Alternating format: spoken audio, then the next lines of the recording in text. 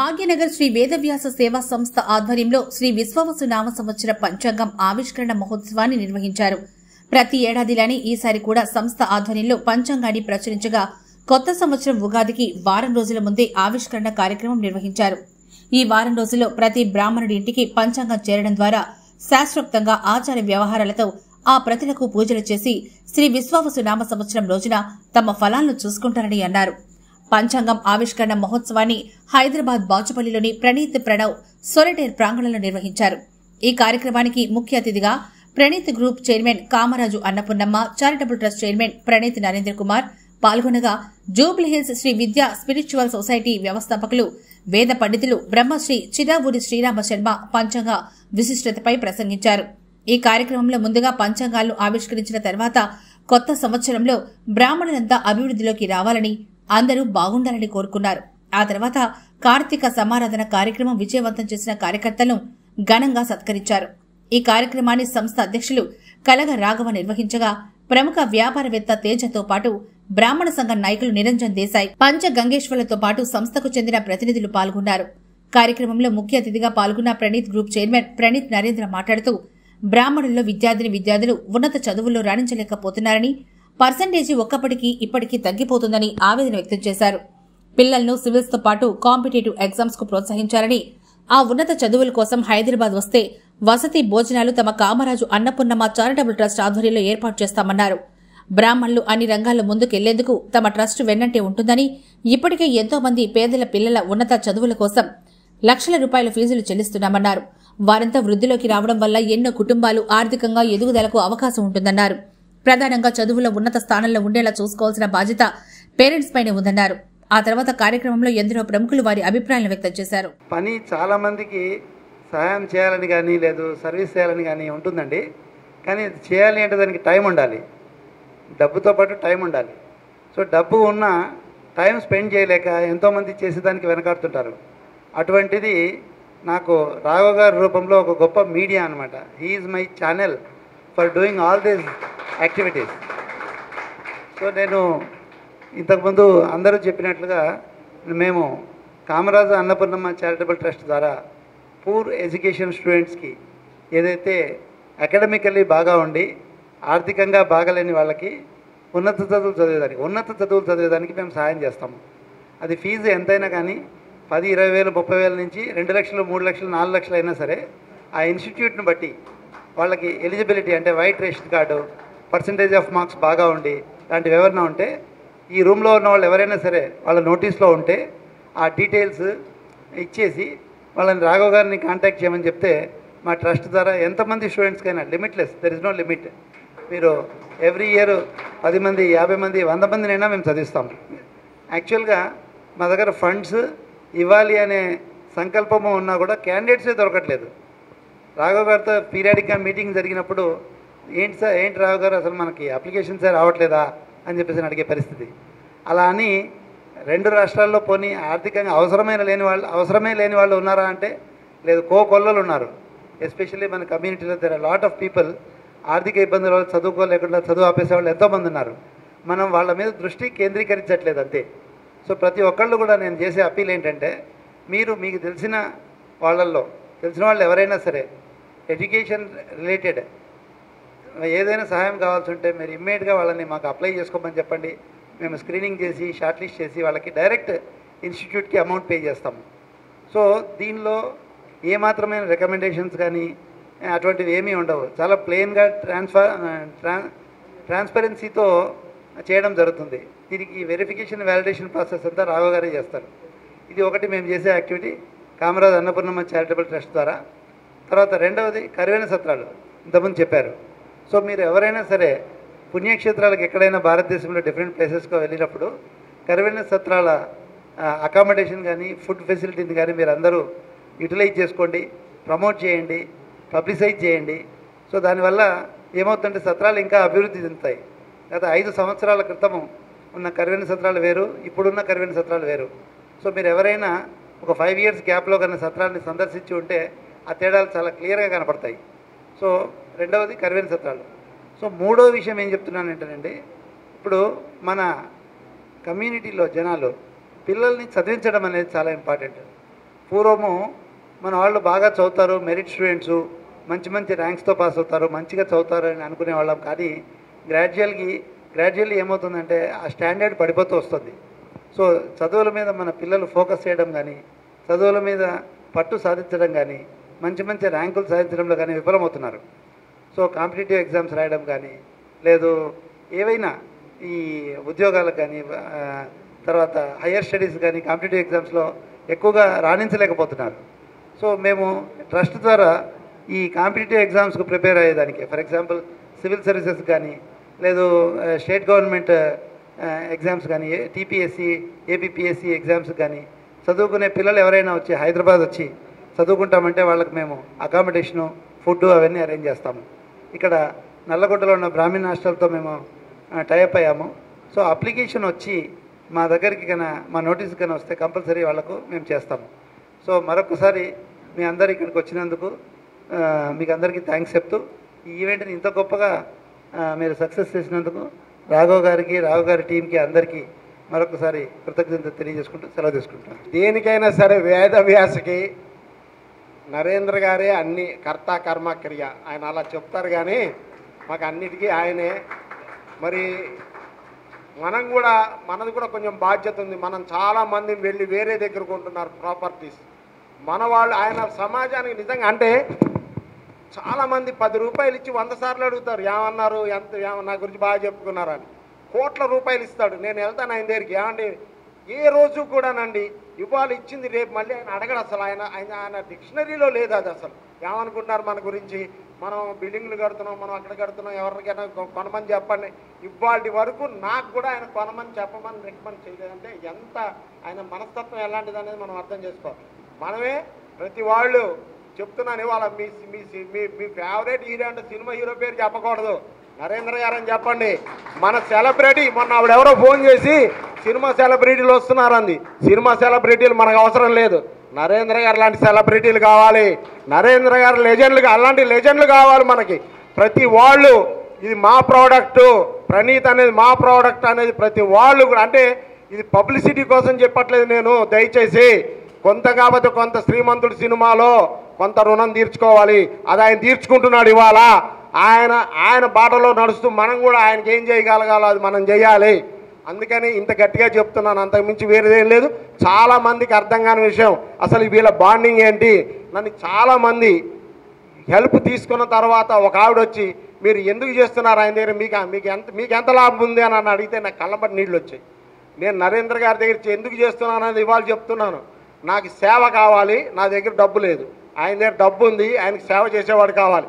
ఆ బాండింగ్ మీద చేస్తే అయినా నన్ను ఆయన ఎక్కడికి వెళ్ళాలన్నా రాఘవ్ గారు ఫ్లైట్లో వెళ్ళండి, థర్డ్ ఏసీలో వెళ్ళండి, మీరు అవేవో కొత్త ట్రైన్స్ వచ్చాయి వెళ్ళండి, మీరు ఆటో ఎక్కద్దు, మీరు బస్సు ఎక్కద్దు, మీరు మన వెహికల్ తీసుకోండి. ఇన్ని ఫెసిలిటీస్ ఎవ్వరు కూడా ఇవ్వరండి చెప్తున్నాను. అన్ని ఫెసిలిటీస్ ఇస్తాడు ఆయన. అవసరమైతే ఏదో వేరే ఎక్కడో పుష్కరాలు అవుతే ఆయన నా ఆధార్ కార్డ్స్ అడిగి నాకు ఫ్లైట్ టికెట్స్ బుక్ చేసి మీరు పుష్కరాలకు వెళ్ళండి అన్నాడు. ఇవాళ ఎవరండి అట్లా అనేవాళ్ళు? అసలు మనం ఎంత ఇది చేస్తే అసలు ఆ మాట ఎవరంటారండి అసలు? అందుకని నరేంద్ర గారికి సమాజం ఎప్పటికీ రుణపడి ఉంటుంది. ఆ రుణాన్ని తీర్చుకోవడం కోసం శ్రీనివాస్ గారు లాంటి వాళ్ళు, ఇదిగో శ్రీరామ్ లాంటి వాళ్ళు ఇలాంటి వాళ్ళు అందరూ కూడా ఆయన దగ్గర మనం కొనుక్కోవాల్సిన బాధ్యత ఉంది. కొనుక్కోవాలి కూడా, కొనే వాళ్ళకి కూడా మీరు అందరు కూడా మీ చుట్టాలకి అందరికీ చెప్పాలి. నాకు జన్మనిచ్చిన తల్లిదండ్రులు అయితే జీవితాన్ని ఇచ్చింది నా బ్రదర్. నాకు చిన్నతనంలోనే మా నాన్నగారు చనిపోతే నా ఒడుగు పెళ్లి చేసి ఇవాళ నన్ను ఇంతటి వాన్ చేసింది మా అన్నయ్య. నేను ఈ సేవ చేయడానికి నన్ను ఇద్దరు భరిస్తున్నారండి. ఒకటి మా బ్రదరు, రెండు నరేందర్ గారు. నిజంగా చెప్తున్నాను, ఫైనాన్షియల్గా ఏదైనా సరే నన్ను ఇద్దరు భరిస్తున్నారు. ఆ ఇద్దరికి కూడా నేను చాలా రుణపడి ఉంటాను. ఎందుకంటే ఇవాళ 30,000 రూపాయలు వర్క్ చేసే ఫ్లాట్ హైదరాబాద్ మెయిన్ రోడ్ మీద మా బ్రదర్ నాకు ఫ్రీగా ఇచ్చి ఉండమంటాడు. అలాగే నరేంద్ర గారు కూడా ఎన్నో రకాలుగా నన్ను బాగా చూసి. నమస్కారం అండి, నా పేరు తేజ. ఇంత గొప్ప కార్యక్రమం చేస్తున్న రాఘవ్ గారికి, నరేంద్ర గారికి కంగ్రాచులేషన్స్. ఇలాంటి చాలా కార్యక్రమాలను చేయాలని కోరుకుంటా. అందరికీ ఉగాది శుభాకాంక్షలు.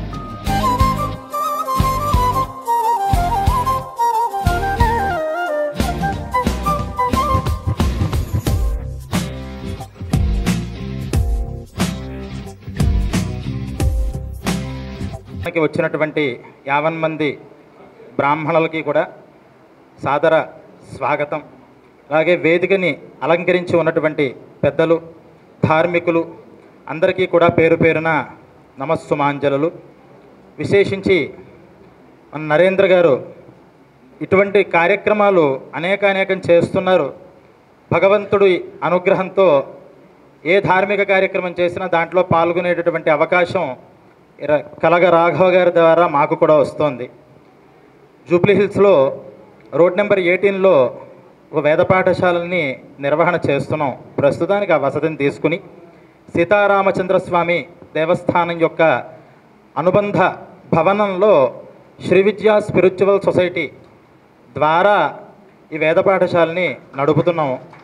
సుమారు 35 మంది విద్యార్థులు అక్కడ వేదాధ్యయనం చేస్తున్నారు.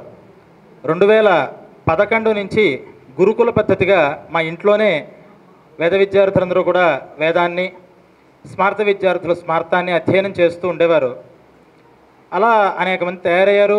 ఇంకా వసతి పెరగడం, వసతి తక్కువవుతోంది, విద్యార్థులు పెరుగుతున్నారు అనేటటువంటి తరుణంలో సీతారామచంద్రస్వామి దేవస్థానం వారు ఈ వసతి సముదాయాన్ని మీకు ఇస్తాము, ఇక్కడ నడపండి అన్నారు.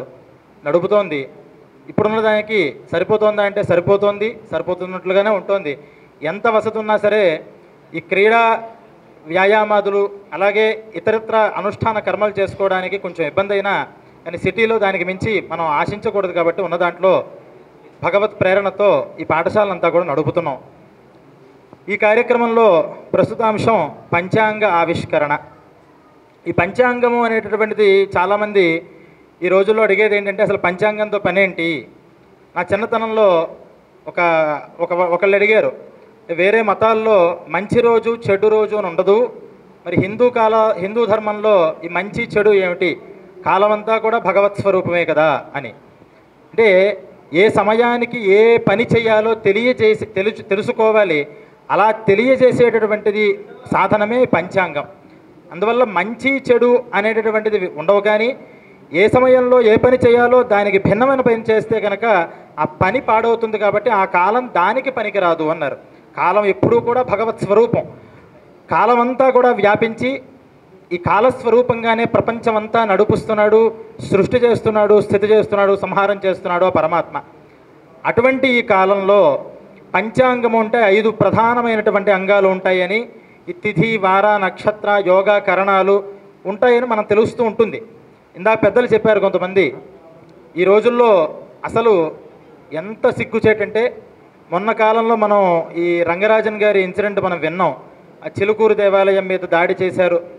వారు చాలా దేవాలయాలకు వెళ్ళి చాలామంది అర్చకుల్ని, మామూలు బ్రాహ్మణ కులంలో ఉన్నటువంటి వాళ్ళని, మీ గోత్రం ఏమిటి అంటే గోత్రం తెలియనటువంటి బ్రాహ్మలు 100కి 85% మంది ఇప్పుడు ఉన్నారు. ఒక 15% మందికే మా గోత్రం ఏమిటి, మా ప్రవర ఏమిటి అని తెలుస్తోంది. గోత్రము కూడా తెలియట్లా.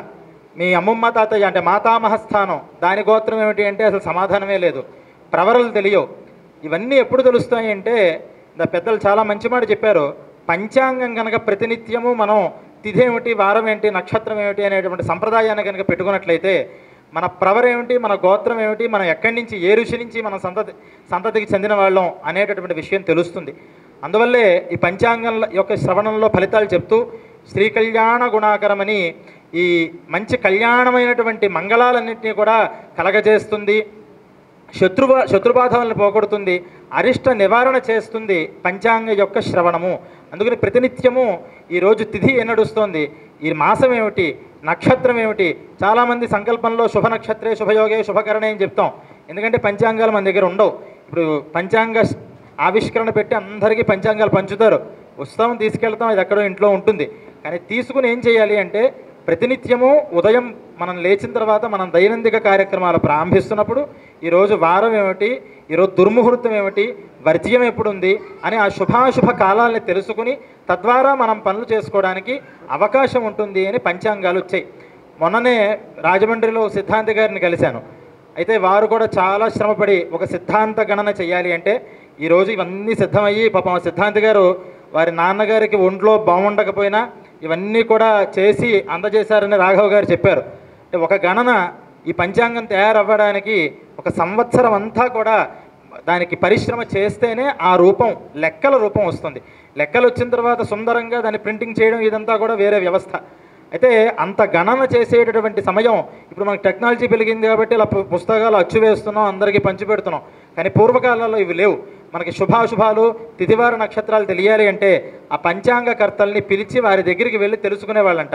మరి ఇంత టెక్నాలజీ పెరిగిన తర్వాత అవన్నీ మనకి అనుబంధంలోకి వచ్చిన తర్వాత ఆ పంచాంగాన్ని నిరంతరము మన ఇంట్లో పెట్టుకోవడం, పూజాగృహంలో కాలస్వరూపంగా ఈ పంచాంగం ఖచ్చితంగా ఉండాలి అని మన పెద్దవాళ్ళు సంప్రదాయం చేసుకొచ్చి ఈ పంచాంగాలు పెట్టుకోమన్నారు.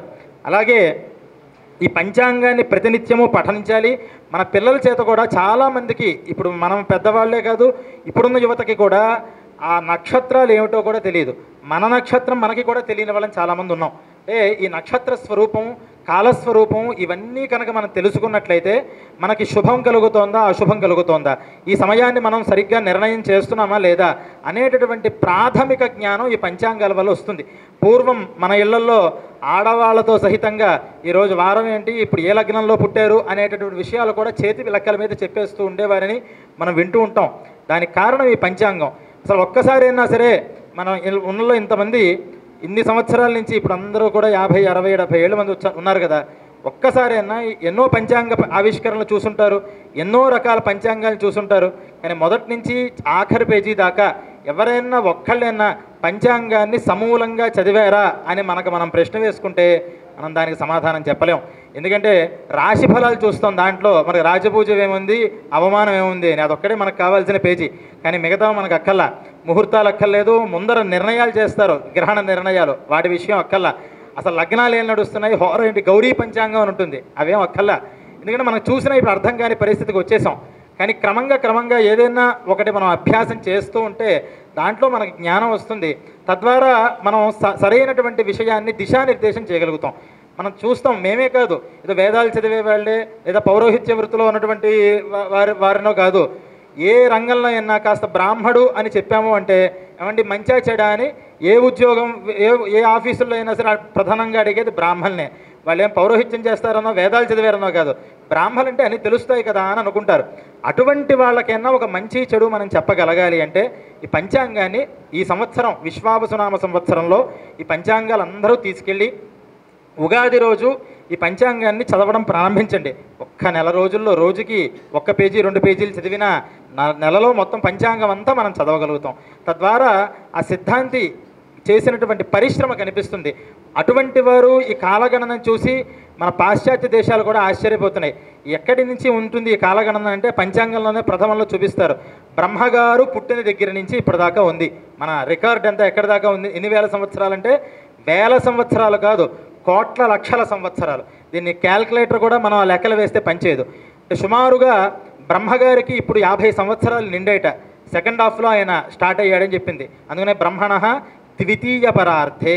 మరి ఒక్కొక్క సంవత్సరంలోనూ బ్రహ్మగారి సంవత్సరాలు ఎలా ఉంటాయి అంటే 365 రోజులు బ్రహ్మగారికి. అంటే దాంట్లో ఇప్పుడు ఎక్కడ నడుస్తున్నాడు ఆయన అంటే 23 ఘటికాయాం ద్విచత్వారింశద్ విఘటికాసు గతాసు అని చెప్తారు దాంట్లో. అంటే 13వ ఘడియ నడుస్తోందట. అంటే ఘడియ అంటే గంట అనుకుందాం ఇంచుమించుగా. దాంట్లో 24వ నిమిషం నడుస్తోందట, ఇప్పుడు నడుస్తుంది. ఇదెంతకాలం ఉంటుందయ్యా అంటే ఇటువంటి యుగాలు 4 సార్లు తిరగాలి. అలా బ్రహ్మగారు 50 సంవత్సరాల ఆయుష్ని పూర్తి చేసుకున్నాడంటే దీంట్లో ఎన్ని కల్పాలు జరిగాయి, ఎన్ని యుగాలు జరిగాయి, ఎన్ని మహాయుగాలు జరిగాయి, లెక్కేసుకుంటే కొన్ని కోట్ల సంవత్సరాలు వస్తుంది. అదంతా పెట్టి ఇప్పుడు ఈ సంవత్సరం విశ్వావసునామ సంవత్సరం వస్తుంది, ఈరోజు ఇది తిథి అని క్యాల్కులేషన్ చేసి చెప్తున్నారు మన సిద్ధాంతులందరూ కూడా. ఆ లెక్కల్ని చూసి ఆశ్చర్యపోతున్నారు. గణాల ఇప్పుడు అంతా టెక్నాలజీ వచ్చి మనకు పైన కనిపిస్తోంది. ఏది కనిపించని రోజుల్లో కేవలం గణనం ద్వారా పైన అంతరిక్షంలో ఈ గోళాలు గ్రహాల యొక్క గమనం ఎలా ఉందో కూడా వాళ్ళు గమనించి మనకి సుస్థిరం చేశారు. ఇంకా కొన్ని రోజులు మనం ఆ పంచాంగాలు మనం తీసుకోవడం, ఆచరించడం ఇవన్నీ పోయాయి అంటే ఏ విద్యలైనా సరే ఎప్పుడు లుప్తమైపోతుంటాయంటే మనకి చెప్తారు. వేదాల్లో సామవేదం ఒక్కటే 1000 శాఖలు ఉండేది. అంటే 1000 వెరైటీస్ ఆఫ్ సామవేదం ఉండేది ఈ భారతదేశంలో ఒక 1500 సంవత్సరాల క్రితం వరకు కూడా. కానీ ఇప్పుడు ఎన్ని శాఖలు మిగిలాయంటే 3 శాఖలు మిగిలాయి. 1001 శాఖల్లో 3 వెరైటీసే మిగిలాయి సామవేదం, మిగతావన్నీ అంతరించిపోయాయి. ఎందుకు అంటే పుస్తకాలు లేకపోయినా ఒక విద్య అంతరించకపోతుంది, పుస్తకాలు ఉన్నా చదివే వాళ్ళు లేకపోతే అంతరించకపోతుంది. అందువల్ల ఈ పంచాంగాలు ఆవిష్కరణలు చేయడం వల్ల ఉద్దేశ్యం ఏమిటి? ముఖ్యంగా బ్రాహ్మణ సంఘాలు ఇలా ఇటువంటి వైదిక వేదవ్యాస సంస్థలు లాంటి వ్యక్తిగత సంస్థలు ఇవన్నీ కూడా వ్యక్తిగతంగా కూడా పంచాంగాన్ని మనం పెద్దవాళ్ళు కూడా చూస్తూ ఉంటాం. ఒక కొత్త సంవత్సరం వచ్చిందంటే ఒక పంచాంగం కాదు, ప్రతి ఒక్కళ్ళు 2 పంచాంగాలు కొంటారు. ఒకటి మన ఇంట్లో వాడుకోవడానికి, ఒకటికి ఎవరికైనా ఇవ్వడానికి అని. ఇలా ఎందుకు ఇవ్వడం అంటే ఈ పంచాంగాలు పుస్తకాల రూపంగా అవి ముద్రణ వేసి అవి పుస్తకాల రూపంగా ఉంటే ఒక పరిశ్రమ, ఒక పరిరక్షణ జరుగుతుంది. రెండోది ఆ పంచాంగాన్ని చదవడం మనకు అభ్యాసం అవుతే పంచాంగాలు గణనాలు ఉంటాయి. లేదంటే ఇది మొత్తం పోయి చివరికి జనవరి, ఫిబ్రవరి, మార్చు 1, 2, 3 సండే మండే తప్పితే మన వారాలు కూడా మనకి గుర్తుంచుకునే అవకాశం ప్రపంచంలో అయితే లేదు.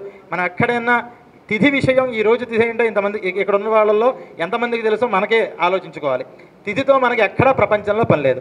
ఎక్కడ పని అయ్యా అంటే ఏదో పూజలు చేస్తే తిథి విషయం గురించి మనకు కావాలి, అది కూడా వచ్చే పురోహితులే వాళ్ళే చూసుకుంటారు, మనకు సంబంధమే లేదు.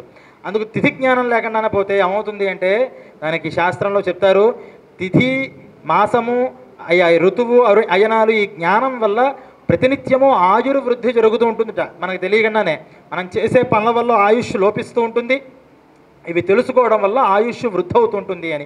అందువల్ల ఆయుష్ని, ఆరోగ్యాన్ని, ఐశ్వర్యాన్ని అన్నిటినీ పెంచుకోవాలి అంటే ఈ పంచాంగం అనేది చాలా ఆవశ్యకత ఉంది. ముఖ్యంగా బ్రాహ్మణ చేతిలో మొదట చెప్పారు యజ్ఞోపవీతము పంచాంగము. పంచాంగం లేని బ్రాహ్మడు ఉండేవాడు కాదు. ఇంతకు మునుపు చేతిలో పంచాంగం ఉండేది. యజ్ఞోపవీతం మెళ్ళ ఉండడమే కాదు, చేతిలో కూడా యజ్ఞోపవీతాన్ని పేదేవారు, కదురనేవారు. ఆ కదురులన్నీ కూడా చేతిలో ఉండేవి. ఇప్పుడు ఆ విద్యలు అంతరించకపోతున్నాయి. ఇప్పుడు యజ్ఞోపవీతం ఎంతమందికి శుద్ధమైన యజ్ఞోపవీతం వస్తుంది? మేమే యజ్ఞోపవీతాల్లో వడుకునే టైం లేక ముంగండలో ఒక ఆయన పాపం ఉన్నారు, ఆయన కేవలం ఈ యజ్ఞోపవీతాలు వేసుకుని చేస్తున్నాడు, అక్కడి నుంచి తెప్పిస్తున్నాం. ఇప్పుడు ఆయన కూడా పెద్ద నెయ్యి ఇంకా అంతరించిపోయి నేను చేయలేనంటే ఇప్పుడు యజ్ఞోపేతాలు అన్నీ మిషన్ మేడ్గా ఇప్పుడు షాపులో దొరికే యజ్ఞోపేతాలు దారాలు అవి యజ్ఞోపేతాలు అనడానికి లేదు, అవే కొనుక్కుని వేసుకోవాల్సిన పరిస్థితి. అంటే విద్యల్ని పరిరక్షణ చేయాల్సింది మనమే. మన విద్యల్ని మనం ఏ రంగంలో ఉన్నా, ఏ ఉద్యోగాల్లో ఉన్నా, ఏ వ్యాపారాల్లో ఉన్నా పరిరక్షణ చేస్తూ ఉంటే ఇవన్నీ కూడా అభివృద్ధిలోకి వస్తూ ఉంటాయి. అందువల్లే వారు కూడా మన నరేంద్ర గారు కూడా ఇన్ని వ్యాపారాలు, ఇంత ఒక చిన్న కుటుంబాన్ని చూడడానికి ఒక ఉద్యోగం చేసేటటువంటి యజమానే తలములకలైపోయి ఇంట్లో ఏదైనా ఒక చిన్న శుభకార్యం వస్తే చాలా బిజీ అయిపోతారు. మరి ఇన్ని వ్యవస్థలు, ఇన్ని నిర్మాణాలు, ఇంతమంది సేవకులు, ఇంతమంది ఉద్యోగగణం వీళ్ళందరినీ చూస్తుంటూ కూడా ఎందుకు ఇటువంటి ధర్మాల్ని వాళ్ళు పెడుతున్నారు అంటే ఇలా ఏ ధర్మకార్యమైనా సరే యథారాజా తథా ప్రజ అని మనకు ఆదర్శవంతంగా ఎవరైతే ఉన్నారో వారు ఒక సత్కార్యాన్ని చేస్తే ఇక్కడికి వచ్చినటువంటి మనమందరం కూడా అటువంటి కార్యాలు చేస్తూ ఉంటామని ఆదర్శప్రాయంగా ఇటువంటి ధార్మిక కార్యక్రమాలన్నీ చేస్తున్నారు. అలాగే ముఖ్యంగా ఇంకో ఉద్దేశం ఏంటంటే ఇంతమంది వచ్చిన వాళ్ళందరూ కూడా బ్రాహ్మణ బంధువులందరూ కూడా వచ్చారు. బ్రాహ్మణ బంధువులు అని అనడానికి కూడా 2 అర్థాలు ఉన్నాయి. బ్రాహ్మణ బంధువు అంటే బ్రాహ్మణ అంటే బంధు రూపంగా వచ్చినటువంటి బ్రాహ్మణులు అని. రెండోది ఏంటంటే నేతి బీరకాయలని కూడా అర్థం ఉంది. నేతి బీరకాయలు అంటే చాలా గొప్ప పదం కాదు, అది బీరకాయ కన్నా గొప్ప పదం అనుకోం. నేతి బీరకాయ అంటే దాంట్లో నెయ్యి ఉండదు, పేరు మాత్రం నేతి బీరకాయ, పేరులో మాత్రం నెయ్యి ఉంటుందిట. అలా బ్రాహ్మణ బంధువులు అంటే అర్థం ఏంటంటే పేరుకు మాత్రమే బ్రాహ్మణులు కానీ బ్రాహ్మణులు చేయాల్సినవి ఏమీ చేయకుండా ఉంటారు అని. ఏమిటి బ్రాహ్మణుడు చేయాల్సింది ముఖ్యంగా అంటే సంధ్యావందనం చేయాలి. ఈ సంధ్యావందనం చేయడం వల్ల ఉపయోగం అంటే ధర్మరక్షణ అని ప్రతి ఒక్కళ్ళు ఈరోజు ధర్మం గురించి మాట్లాడుతున్నారు. ఎలా ధర్మం అంటే ఏంటి? కంటికి కనిపించే వస్తువా? అదే చెట్టు లేకపోతే నీళ్లు పేసి పంచడానికి కంటికి కనిపించదు. మరి ఏమిటి ధర్మం అంటే వేదాల్ని రక్షణ చేయాలి. వేదం చెప్పినటువంటి మార్గంలో అందరూ ఉండేలా చూడాలి. వేదం చెప్పినటువంటి జీవన శైలిని పెట్టుకోవాలి అన్నారు. వాటిని ఎవరు చెప్పాలి మరి అంటే బ్రాహ్మడే చెప్పాలి. బ్రాహ్మడికే ఆ వేదాధికారం ఇచ్చారు. ఎందుకంటే గాయత్రి అనేటటువంటి ఉపనయనాన్ని స్వీకరించి ప్రతినిత్యము ఆ గాయత్రి మంత్రంతో, దాని అర్థమే నా బుద్ధుల్ని సక్రమంగా ప్రేరేపించుగాక అని, బుద్ధిని సక్రమంగా తను పెట్టుకుంటూ ఇతరుల చేత సమాజం అందరి చేత కూడా సక్రమంగా ఉంచడానికి ఆ వేద మార్గంలోకి తీసుకుని రావడానికి గాయత్రి అనుష్ఠానాన్ని చెప్పారు. అలా వీళ్ళు చేస్తే ఏమవుతుంది? ఇప్పుడు చూస్తున్నాం బయట చాలామంది పనికిరాని వాళ్ళు, సోమరులు ఎవరైనా ఉన్నారంటే వాళ్ళు బ్రాహ్మలేట. ఎందుకంటే సమాజంలో ప్రతి కులం ద్వారా ఏదో ఒక ప్రయోజనం జరిగింది. ఏ ప్రయోజనం లేకుండా కేవలం వేదాలు, జ్ఞానము, అది ఇది అని కబుర్లు కాకరకాయలు చెప్తూ ఉన్నారు. ఈ బ్రాహ్మలే పరమ సోంబేరులు, సోమరులు అని అంటున్నారు. వాస్తవం అది అంటే కాదు అంటున్నాయి పెద్దల నుంచి వచ్చినటువంటి మార్గాలు. ఒక్కొక్కళ్ళు ఒక్కొక్క పనిని చేయమని దీంట్లో చెప్పారు. అంటే ఒక గృహిణి, ఆమెను పతివ్రత అంటారు. ఆ పతివ్రత అంటే చాలా గొప్పవాడండి. ఆవిడ చిన్న అక్షతలు వేస్తే చాలు, నమస్కారం పెడితే చాలని మనం కూడా అంటాంగా. పతివ్రత స్త్రీ, సుమంగళ స్త్రీని చూస్తే నమస్కారం చేస్తే శుభాలు వస్తాయి. ఆవిడేమి శుభాకారి, ఆవిడేమి సమాజానికి ఏం ప్రయోజనం చేసింది? ఆవిడ ఇంట్లో ఉంటూ భర్తని, తల్లిదండ్రుల్ని, అత్తమామల్ని సక్రమంగా చూస్తోంది, పిల్లల్ని పోషిస్తోంది, ఇంట్లో ఉంటుంది, తన గృహకృత్యాలు సక్రమంగా చేస్తోంది. ఆవిడ సక్రమంగా చేస్తే లోకం క్షేమంగా ఉంటుందిట. ఆ సందు చివరే ఇంకో ఆవిడ ఉంది. ఆ పేర్లు మనం చెప్పకూడదు. ఎవరో ఒక ఆవిడ ఉంది. ఆవిడింటికి ప్రతినిత్యం 10 మంది వచ్చిపోతూ ఉంటారు. సమాజ సేవకురాలుగా ఉంటుంది. ఇప్పుడు ఆవిడ సమాజ సేవ వల్ల ప్రయోజనమా సమాజానికి? ఈ పతివ్రత వల్ల ప్రయోజనమా అంటే 10 మంది దగ్గర తిరిగి 10 మందిని ఇంటికి రప్పించుకుంటే సమాజ సేవ కాదు. మనం చేయాల్సిన కర్తవ్యాలు మనం చూస్తుంటాం. వేసవకాలం వచ్చిన వెంటనే పశువులు ఇవన్నీ మనమైతే తినేస్తాం, మనమైతే తాగేస్తాం. పాపం అవి తాగడానికి నీళ్లు లేకుండా కాలువలు, చెరువులు అన్నీ కబ్జా చేసేస్తాం. అవి ఎక్కడ తాగలేక బయట అలమల్లాడిపోతూ పాపం ప్రాణాలు వదిలేస్తున్నాయి చాలామంది. అటువంటి ఆకలి వల్ల కానీ, దప్పిక వల్ల కానీ కేవలం మనుష్యులు కాదు, ఒక జాతి వాళ్ళు, మా కులం వాళ్ళు, మా మతం వాళ్ళు కాదు, ప్రపంచంలో ఏ జీవి కూడా ఆకలి, దప్పిక అనేది లేకుండా సుఖంగా ఉండాలి అంటే వేదనాదాలు భూమి మీద ఉండాలి. వేదం చెప్పినటువంటి గాయత్రి అనుష్ఠానం ఈ బ్రాహ్మలు ప్రతినిత్యము చేయాలి. వాళ్ళు అవి చేస్తూ ఉంటే వాళ్ళు క్షేమంగా ఉంటారు, వాళ్ళ కుటుంబం క్షేమంగా ఉంటుంది. ఇది కాక సూర్యచంద్రులు కూడా క్షేమంగా ఉంటారట. ఈ భూమి మీద నడిచేటటువంటి ఈ గాయత్రి మంత్రానుష్ఠానం వల్ల, వేదాల వల్లే పైన సూర్యుడు కూడా క్షేమంగా ఉంటాడు అని సూర్యుడిని కూడా ఉద్ధరిస్తోంది ఈ వేదనాదం. అందువల్ల అది మన చేతుల్లో ఉన్న బ్రహ్మాస్త్రం. ఇది మానేసి మనం గ్రహాలు, జ్యోతిష్యాలు అక్కడికి ఇక్కడికి తిరిగి ఎన్ని పూజలు చేసినా, ఎన్ని తీర్థయాత్రలు చేసినా, నా గాయత్రియా పరం మంత్రం నా మాతుః పరదైవతం. గాయత్రి లేకుండా, నా గాయత్రికి మించిన మంత్రం లేదు, తల్లికి మించిన దైవం లేదు అని దీని అర్థం. కానీ దాన్ని అలా అర్థం చేసుకోవద్దు, ఇంకా విశేషార్థం ఉంది దానికి. అంటే ఎన్ని మంత్రాలు చేసినా గాయత్రి చేయకపోతే ఆ మంత్రాలు పనిచేయవు. నువ్వు ఎంతమంది దేవుళ్ళ దగ్గర తిరిగినా తల్లికి నమస్కారం చేయకుండా ఆ దేవతా నమస్కారాలు పనిచేయవు అని చెప్పారు. అందువల్ల 50 మంది ఈ విశ్వావసునామ సంవత్సరంలో ప్రతిజ్ఞ తీసుకుని ప్రతినిత్యము పంచాంగ పఠనం చేయాలి. పంచాంగం అంతా కూడా ఆమూలాగ్రంగా మనం చదవగలగాలి. అలాగే సంధ్యావందనాన్ని దయచేసి అందరూ కూడా చేయడం ప్రారంభించండి. పెద్ద ఎక్కువసేపు పని పట్టదు, 10 నిమిషాల పని. అర్ఘ్యప్రదానం దాకా చేసి, చాలామంది అంటున్నారు మేము ప్రతినిత్యం గాయత్రి అయితే చేస్తామండి అని. గాయత్రి చేయమని చెప్పలేదు, అర్ఘ్యప్రదానం చేయమన్నారు. అర్ఘ్యం ముఖ్యం. అక్కడ సూర్యార్ఘ్యప్రదానం చేయాలి. సూర్యుడికి గాయత్రి మంత్రంతో చెప్పేటటువంటి అర్ఘ్యప్రదానాన్ని చేసిన తర్వాత గాయత్రి జపం చెప్పారట. ఎందుకు అర్ఘ్యప్రదానం అంటే ప్రతినిత్యము సూర్యుడు ఉదయం అస్తమిస్తూ ఉంటాడని మనం చూస్తూ ఉంటాం. కాదే ఆ కాలాలలో మందేహం అనేటటువంటి ఒక ద్వీపం ఉంది, అది అదృశ్య రూపంగా ఉంటుంది. అక్కడ ఆ మందేహారులు అనేటువంటి రాక్షసులు ఆ సూర్యుడిని వాళ్ళు తపస్సు చేశారట. బ్రహ్మగారి కోసం తపస్సు చేసి, సూర్యుడు మాకు ఆహారంగా కావాలి అంటే బ్రహ్మగారు వరం ఇచ్చారు. వీరేం చేస్తుంటారంటే సూర్యోదయ కాలంలో సూర్యుడు అలా కనిపించిన వెంటనే తినడానికి బయలుదేరుతూ ఉంటారట. ఇక్కడ ఎవరైతే సంధ్యావందనం చేసే సమయంలో ప్రాతఃసంధ్యలో అర్ఘ్యప్రదానం ఇస్తారో ఈ అర్ఘ్యాలన్నీ బ్రహ్మాస్త్రాలుగా మారి ఆ రాక్షసుల్ని దూరంగా పడేస్తాయి. మరి వాళ్ళు తపస్సు చేశారు కాబట్టి మరణించరు, మూర్ఛపోతారు. మళ్ళీ సాయంత్రం సమయానికి మళ్ళీ లేస్తూ ఉంటారట. మళ్ళీ సాయవర్ఘ్య ప్రదానం చేస్తే మళ్ళీ మూర్ఛపోతూ ఉంటారు. అలా సూర్యుడిని రక్షించాడు కాబట్టి అయ్యో ఇంతమంది బ్రాహ్మలు వాళ్ళ అర్ఘ్యప్రదానంతో నన్ను రక్షణ చేశారే అని సూర్యుడు వెంటనే అనుగ్రహిస్తాడట. అందువల్లే బ్రాహ్మడి ముఖం చూస్తే వర్చస్సుతో ఉండేది, పెళ అలా అగ్నిహోత్రంలాగా ఉంటూ ఉండేది. ఆ వర్చస్సు ఎక్కడి నుంచి వచ్చింది? మంత్రానుష్ఠానం వల్ల వచ్చింది, సూర్యానుగ్రహం వల్ల వచ్చింది.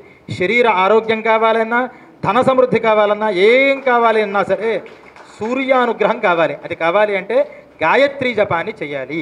అందువల్ల విశ్వావసునామ సంవత్సరంలో అందరూ కూడా సంధ్యావందనాన్ని మనం ఏదో కాస్త ప్రతిదీ నేర్చుకుంటున్నాం కదా, సెల్ ఫోన్ వాడడం రాకపోతే దాన్ని కూడా ఎలా వాడాలో నేర్చుకుని మరీ వాడుతున్నాం. అలా సంధ్యావందనాన్ని కూడా ఒక 10 నిమిషాల పని, ఉదయం ఒక 10 నిమిషాలు, సాయంత్రం ఒక 10 నిమిషాలు విడకుండా అందరూ సంధ్యావందనం చేయాలని, గాయత్రీ జపం చేయాలి అని, తద్వారా మీలాంటి వాళ్ళు ఇవన్నీ చేస్తూ ఉంటే మేము చేసేటటువంటి ఆ వేదనాదాలన్నీ కూడా ప్రపంచానికి వెళుతూ ఉంటాయి. లేదా ఎందుకు చాలామంది అడుగుతారు, ఎందుకంటే వేదాలు చదవడం, ఇప్పుడు మీరు చదివింది సరిపోయింది, ఇంకా ఎంతమందిని ఎందుకు తయారు చేస్తున్నావు అని ఆవిడ అడిగింది. ఇంతమందిని ఎందుకు తయారు చేయడం, ఇంత శ్రమ దేనికి? నువ్వు వేదం అంటే ఆవిడ చూసింది, కోర్స్ అంతా చూసి ఏంటి ఇంత గుర్తుంచుకోవాలా, ఇంత నాలెడ్జ్ కావాలా, ఇంత మెమరీ కావాలా, ఇది మాకు ఎంసెట్లోనో ఐఏఎస్లోనో చూపిస్తే వెంటనే పాస్ అయిపోతారండి, అంత ట్రైనింగ్ ఉంది, ఇదంతా వీళ్ళ చదువు సంఖ్య లేకుండా వాళ్ళ లైఫ్ అంతా స్పాయిల్ చేయడం దేనికి అని అడిగింది. మేము స్పాయిల్ చేయట్లేదమ్మా, త్యాగం చేస్తున్నామని చెప్పాను. మొన్న రాఘవ్ గారు ఒక మాట చెప్పారు, దేశం బయట ఈ సైనికులందరూ కూడా అక్కడ అహోరాత్రాలు శ్రమపడి మళ్ళాగా వాళ్ళు కూడా పెళ్ళాంబిడ్డలతో సుఖంగా ఉండొచ్చు, కానీ అక్కడ మంచి అయినా ఏదైనా సరే పెళ్ళాంబిడ్డలను వదిలిపెట్టి అక్కడ కూర్చుని వాళ్ళు ఏం చేస్తున్నారయ్యా అంటే దేశ రక్షణ చేస్తున్నారు. లోపల ఉన్నాం, వీళ్ళంతా తల్లిదండ్రులు ఎక్కడో ఉంటారు, వదిలిపెట్టేస్తారు.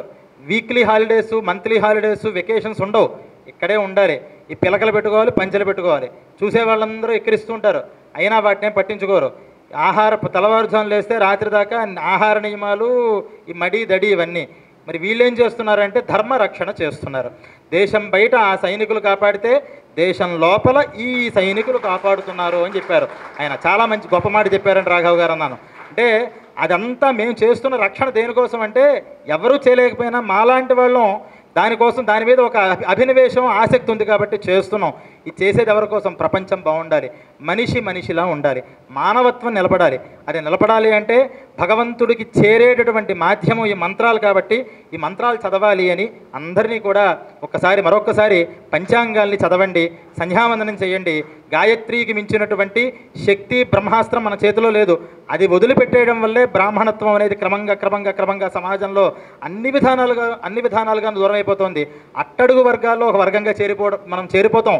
మనకున్న జ్ఞానం వేరు, మనకున్న శక్తి వేరు. వాటిని ఉపయోగించుకుంటే సమాజం మనమే కాదు, మనతో పాటు 10 మందిని బ్రతికించేటటువంటి మనస్తత్వము, సంస్కారము మనకు ఉంది. కాబట్టి సమాజ అభ్యున్నతి కోసం అందరూ కూడా ఈ చెప్పినటువంటి మాటల్ని పరిగణలో తీసుకుంటారు అని మీ అందరికీ కూడా ఆదేశం కాదు, అభ్యర్థనగా చెప్తున్నాను అని ఈ అవకాశం ఇచ్చినందుకు పెద్దలందరికీ వినమ్రపూర్వకంగా నమస్కారం చేస్తూ ముగిస్తున్నాను.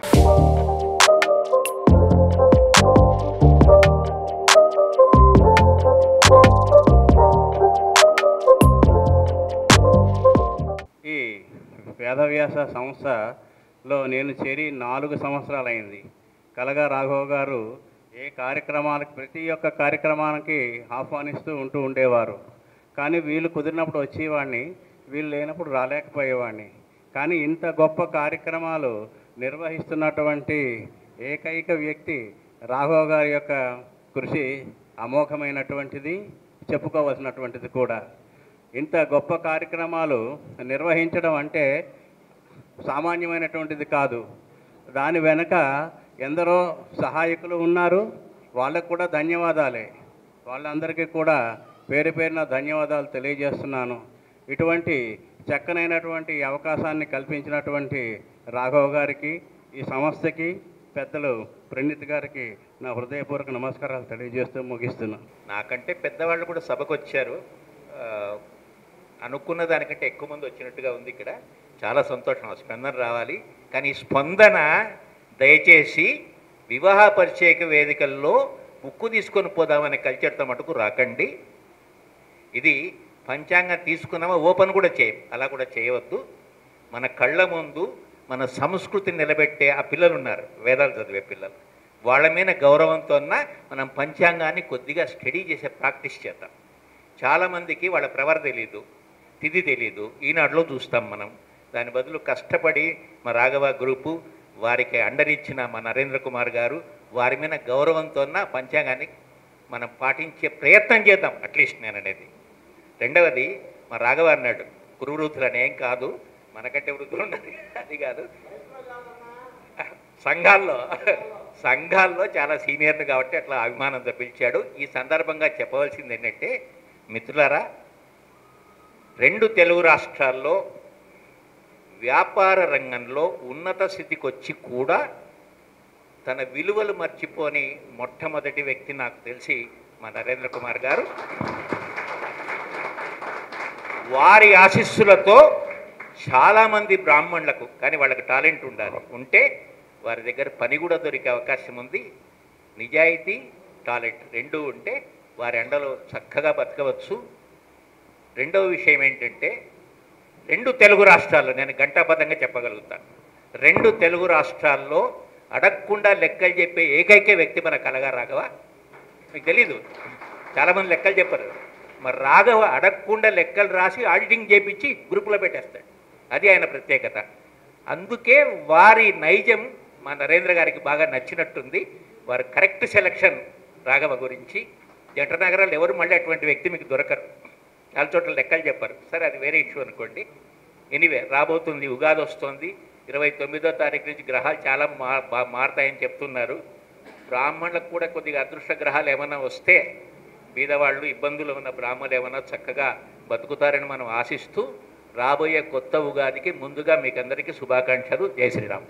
మనం ఈరోజు రాఘవ గారి పిలుపు మేరకు, అలాగే ట్రైనేట్ గ్రూప్ చైర్మన్ మన నరేంద్ర గారు ఎంతో చక్కటి కార్యక్రమం, బ్రాహ్మలందరూ కూడా చక్కగా మనం ఉగాది రోజున పంచాంగానికి పూజ చేసుకుని ఈ కార్యక్రమానికి మొదలు పెట్టుకుంటే బాగుంటుందనే సదుద్దేశంతో ఈ యొక్క మంచి పుణ్య కార్యక్రమాన్ని జరిపించడం జరుగుతోంది ఇక్కడ. కాబట్టి ఈ విశ్వావసునామ సంవత్సర పంచాంగ ఆవిష్కరణ రాఘవ గారు నాకు నిన్న తప్పకుండా రావాలి అని చెప్పి మా సహచరుడు, మేము గత 10-12 ఏళ్ళగా ఈ బ్రాహ్మణ సంఘాల్లో అనేక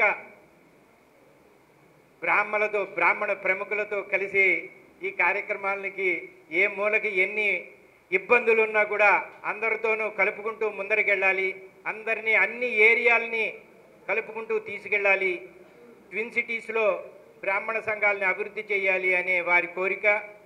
అలాగే వారికి సహకరిస్తున్న పెద్దలు మన అందరూ కూడా ఈ కార్యక్రమానికి ఈరోజు విచ్చేసిన మీ అందరికీ కూడా ధన్యవాదాలు తెలియజేస్తూ ఈ అవకాశాన్ని నాకు ఇచ్చిన రాఘవ గారికి ఔన్నత్యాన్ని సాధించి చిన్న వయస్సులోనే వారు పుట్టినటువంటి బ్రాహ్మణ కులానికి చక్కటి అవకాశాలు కల్పిస్తూ ఇతోధికంగా కొన్ని చూస్తూ ఉంటాను నేను. రాఘవ గారు చెప్తూ ఉంటారు, పేద విద్యార్థులకి సహాయ సహకారాలు అందిస్తూ ఎవరన్నా వ్యాపారం చేసుకునేటటువంటి బ్రాహ్మణ కులంలో ఎవరన్నా ఉండి వాళ్ళు ఆర్థికంగా వారికి కూడా సహాయపడుతూ ఇలాంటి సేవా కార్యక్రమాలు ఎన్నో చేపడుతున్నటువంటి మన నరేంద్ర గారికి చిన్నవారు, వారు నాకన్నా అందుకోసం అని చెప్పి వారికి నా హృదయపూర్వకమైనటువంటి ఆశీస్సులు.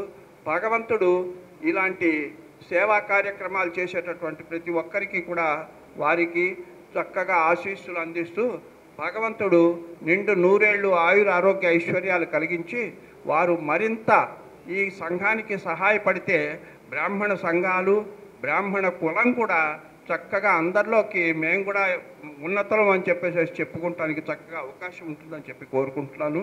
తర్వాత రాఘవ గారు కొంచెం నేను ఈ మధ్య అనారోగ్యానికి గురి అయినటువంటి సందర్భంలో వారు మీరు తప్పనిసరిగా రావాలి ఈ కార్యక్రమానికి అని నా మీద అభిమానంతో వారు చేసినటువంటి వారి దీనికి నేను ఏమైనా సరే రావాలని చెప్పి ఉద్దేశంతో వచ్చాను. తర్వాత ఈ పంచాంగ ఆవిష్కరణ కార్యక్రమంలో నేను కూడా పాల్గొనటం రాఘవ్ గారి చలవ వల్లనే. అందుకోసం అని చెప్పి వారికి కృతజ్ఞతలు చెప్తూ, మనం బ్రాహ్మణులు అనేటటువంటి వాళ్ళం జంధ్యం ఒకటి, తర్వాత సంధ్యావందనం ఒకటి, ఈ పంచాంగం ఒకటి, ఇవి తప్పనిసరిగా 3 కనీసం ఈ 3 ఆచరణలో పెడతారని చెప్పి మనం గాయత్రి చదువుతారు. మనకి గాయత్రి కనుక మనం కనుక ప్రతిరోజు గాయత్రి కనుక మంత్రం చదివితే సంధ్యావందనంలో తప్పనిసరిగా మనకి అనుకున్నటువంటి కార్యక్రమాలన్నీ నెరవేరుతాయి. అది బ్రాహ్మణులకు అందరికీ శ్రీరామ రక్ష. మా వేద పాఠశాల గోశాల గురించి మన రాఘవ్ గారు తెలియజేశారు. శ్రీ విద్యా వేద సేవ ట్రస్ట్ అని మేము చిన్న ట్రస్ట్ని ఏర్పాటు చేసి 2000 సంవత్సరంలో ప్రారంభించడం జరిగింది. అందులో యజుస్మార్త వేద విద్య ఇవ్వడం జరుగుతోంది. 5 విద్యార్థులు ఇంకా చదువుతున్నారు. ఇంకా మేము దాన్ని ముందుకు తీసుకెళ్లాలని భావిస్తున్నాము. దీనికి ఆది ముఖ్యమైన అందులో అంకురం వేసింది శ్రీ నరేంద్ర గారు, మా గురువు గారు శ్రీ జంధ్యాల సిద్ధికంఠ శాస్త్రి గారు. వారు సంకల్పించి నరేంద్ర గారిని ఒక మాట తెలియచేయడంతో వారు 300 గజాల పైన స్థలాన్ని మాకు అతి తక్కువ శుల్కంతో, ముఖ్యంగా ఓన్లీ రిజిస్ట్రేషన్ చేసిన, అయ్యా మీరు ఇందులో ఈ కార్యక్రమాన్ని ప్రారంభించండి అని చెప్పడం. ఆ తర్వాత శ్రీ రాఘవేంద్ర శర్మ గారు నేను కలిసి దాన్ని ముందుకు తీసుకెళ్ళడం జరుగుతోంది. 4 గోవులు 4 వత్సలతోని ప్రారంభించాము. ఈరోజు 40 పైన గోవులు వత్సలతోని మేము ఆలేరులో కూడా దాన్ని కొంచెం ఎక్స్టెండ్ చేసి ఒక బృహత్తమైన గోశాలని నిర్వహిస్తున్నాం. గోసంతతి, గోవు అనగానే మనకు ఆవు, వేదం, గాయత్రి, గీత ఇవన్నీ మనకు జ్ఞప్తికి వస్తాయి. ఇక్కడ ఉన్న బ్రాహ్మణోత్తములకు అందరికీ తెలిసిందే. సో వాటిని సంరక్షించడం అనేది మన వచ్చే తరాల వారికి ఉపయోగకరంగా ఉంటుందన్న భావనతోని చిరు సంకల్పంతో మేము ప్రారంభించడం. ఇలాంటి పుణ్యాత్ములందరూ కలిసి మమ్మల్ని ముందుకు తీసుకెళ్ళడం, మీరు ఇచ్చినటువంటి సంకల్పంతో సార్ మేము కొంచెం ఇంకా ముందుకు వెళ్ళగలుగుతున్నాం. వారికి ఎప్పటికప్పుడు విషయం తెలియజేస్తున్నాం, ఎక్కడ ఎలా జరుగుతుంది అది అని. సో వారు మమ్మల్ని ఆశీర్వదించడం, మాకు వచ్చిన విద్యార్థులకి మేము ఉపనయన కార్యక్రమం చేస్తే నరేంద్ర గారే స్వయంగా అప్పుడు అక్కడికి వచ్చి వారికి బటువులు అవి చేయించి వారందరికీ బహుకరించి వారిని ఆశీర్వదించడం జరిగింది. కాబట్టి వారి సంకల్పంతో ఇంత పెద్ద సంస్థ కూడా నడుస్తుండడం, మన వేదవ్యాస సంస్థకు కూడా వారు వెనకాల ఒక మంచి వారి అంటారు చూసారా, మనకు వెన్నుముకలా ఉండడం అనేది మనకు చాలా అదృష్టకరమైన విషయం. ప్రతి కార్యక్రమానికి, ప్రతి ఒక వ్యవస్థకి ఒక పునాది ఉంటుంది. అది ఎలా పడుతుంది, అది అలా దినదిన ప్రవర్ధమానమై వెలుగొందుతూ ఉంటుంది. నేను దాదాపుగా 10 సంవత్సరాల నుంచి నరేంద్ర గారిని చూస్తున్నాను. ఆయన వయసులో మా అందరికంటే కూడా చిన్నవారు, అయినా కూడా మనస్సులో మా అందరికంటే చాలా గొప్పవాడు ఆయన. ఇక్కడ వయస్సు అనేది ఇక్కడ ఇదవదు. మనస్సులో అందరూ సంపాదిస్తారు, అందరూ ఉన్నత శిఖరాలకు ఎడతారు. కానీ దాతృత్వము, సమాజానికి సేవ చేయాలి, దీంట్లో మనకి పరమార్థం ఉంది, సమాజ సేవయే దైవ సేవ అనుకునే కొద్దిమంది వ్యక్తుల్లో నేను నరేంద్ర గారిని చూస్తున్నాను. ఇప్పటికి కూడా ఈరోజు కూడా ఆయన ఏది వెళ్ళినా నాకున్న అనుభవం ఏంటంటే, ఏదైనా పని చేయాలని ఉంటే ఆయన మొహం చూసి ఆయన ఒకసారి చెప్పి చేస్తే ఆ పని నిర్విఘ్నంగా సాగిపోతుంది. అంత గొప్ప హృదయుడు ఆయన, సహృదయుడు. అలాగే ఆయన చేపట్టిన ఇప్పుడు ఈ డెవలప్మెంట్ కార్యక్రమాలు, ఈ బిల్డింగ్స్ కానివ్వండి, ఇవన్నీ కూడా ఎంతోమందికి ఆయన సహృదయంతో ఎంతోమంది కొనుక్కుని హాయిగా ఆయన నాటిన వృక్షాల కింద హ్యాపీగా సేద తీరుతున్నారు. ఇప్పుడు జనరల్గా ఒక సినిమా చేస్తే దాంట్లో ఎంతోమంది పనిచేస్తూ ఉంటారు.